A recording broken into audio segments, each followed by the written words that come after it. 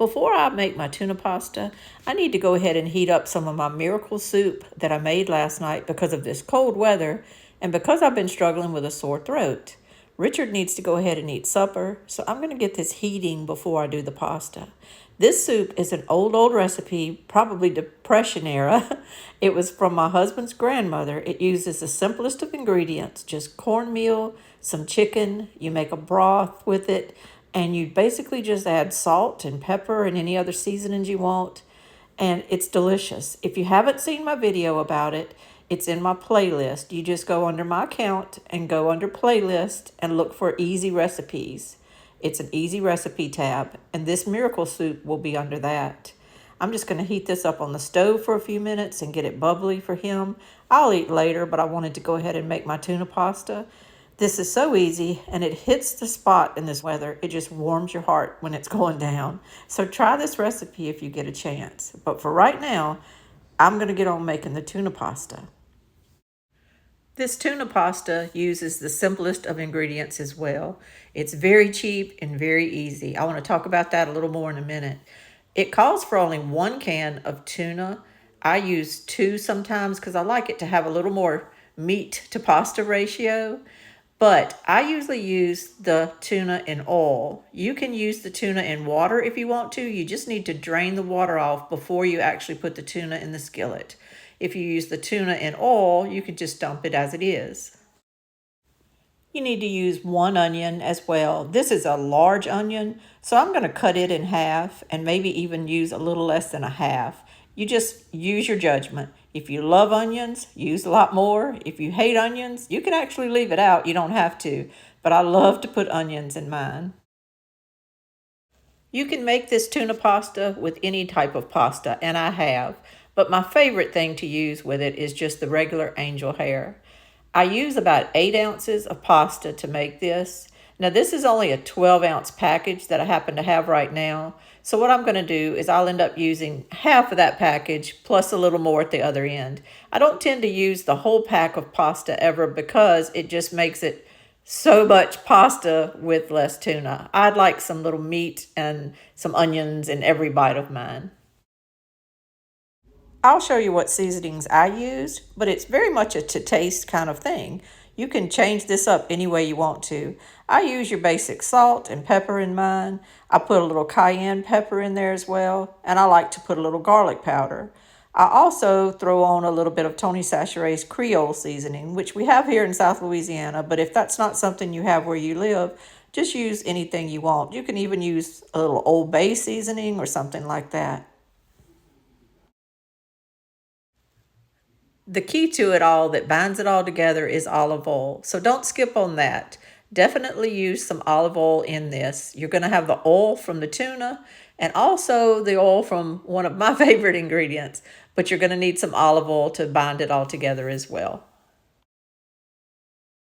This last ingredient is completely optional, but it is one of my favorite things to add into my tuna pasta. I love to add anchovies. You don't have to. If you don't like them, that's no big deal. You can also add some capers if you want to, but you don't have to add anything really. The tuna is the main deal, the onions, which I love, and the seasonings and olive oil. That's all you really need, but I love to add a little anchovy to mine. The first thing I do is get my water boiling to put my angel hair pasta in. You put a little salt in there and get the water heated, and you're going to do that while you're cooking your tuna pasta. In a heated skillet, I just go ahead and dump the tuna and oil straight in there. As I said before, if you have the tuna that's in the water, you need to drain that water off first before you're dumping the tuna in there. And also you'll need to go ahead and immediately put some olive oil in there to kind of get it all sauteing with.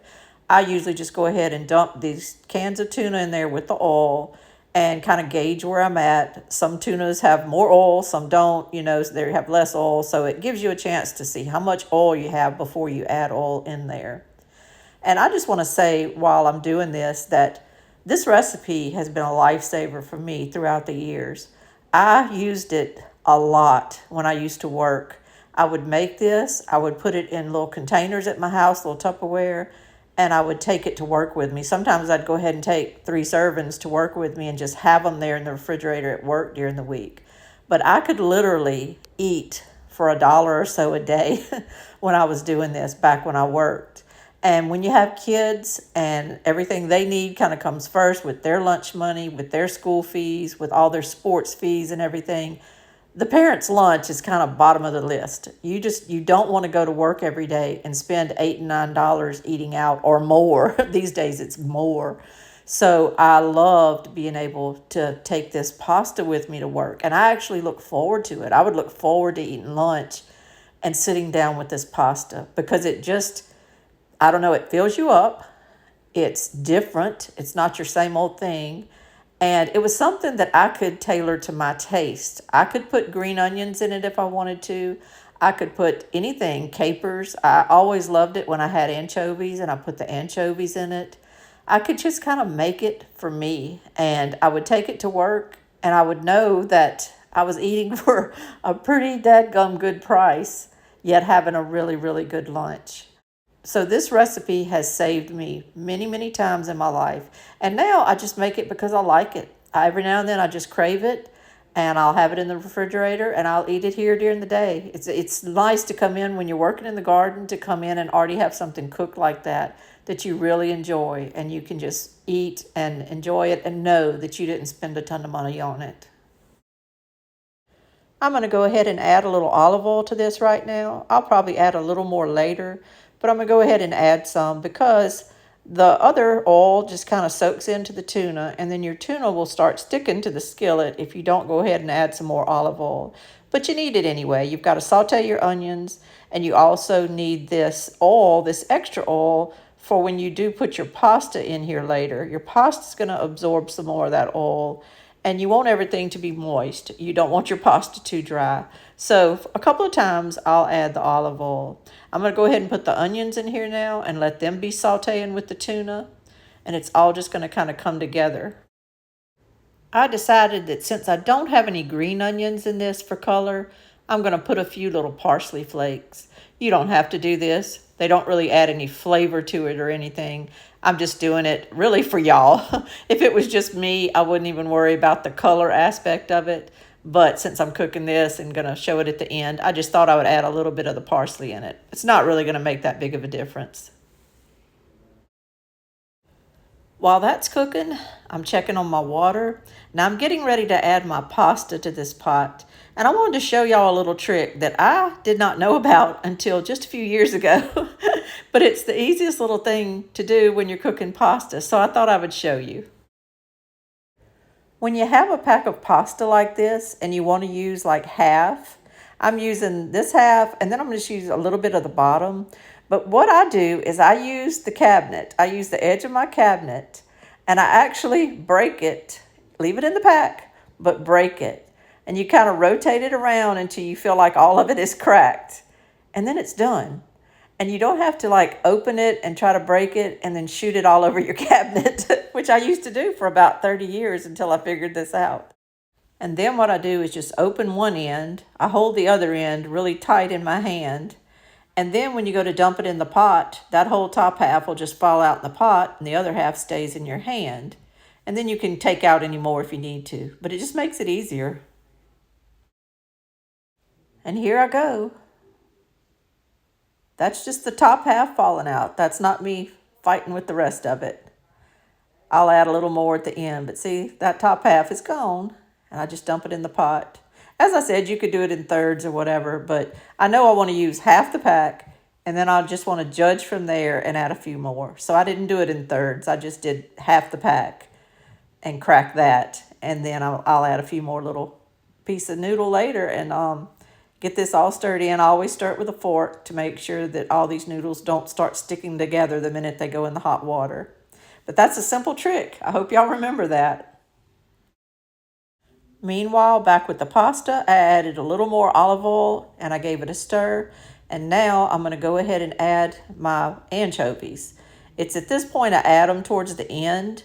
You can add them whenever, but I usually just kind of wait till towards the end. I like them to kind of stay together just a little bit, but if you add them earlier in the cooking, they'll almost completely dissolve and be gone.